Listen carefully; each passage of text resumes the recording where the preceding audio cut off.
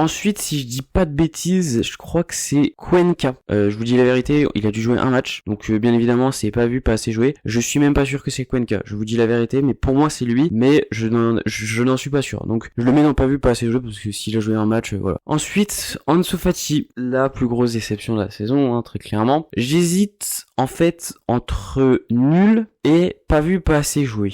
Vu que je pense pas mettre beaucoup de joueurs dans nul, je vais mettre Ansu Fati dans nul. Comme ça, au moins, il y aura une personne dans ma catégorie. Alors, déjà, première chose, Ansu Fati n'a pas beaucoup joué. Ça, c'est clair, il faut le dire. C'est quelque chose qu'on a vu. Que ça soit par son comportement, qui a encore été une fois, je trouve, très gênant. Voilà, on va dire les termes, mais aussi par le fait qu'il a été beaucoup blessé, ça c'est récurrent chez lui, donc on l'a pas vu beaucoup jouer, et quand on l'a vu jouer, j'ai pas été impressionné, loin de là, j'ai même été déçu, on voyait qu'il voulait trop forcer, etc. Pour moi, quelque chose qu'il aurait débloqué, c'était un but, il aurait fallu un but, malheureusement pour lui, il y a pas eu de but, donc je pense que ça a jamais pu le débloquer, et bah aujourd'hui, on sait qu'on va vendre Ansu Fati à Monaco cet été, en tout cas on va le prêter, donc voilà, c'est triste, mais ouais, saison mauvaise, hein, globalement, de Ansu Fati.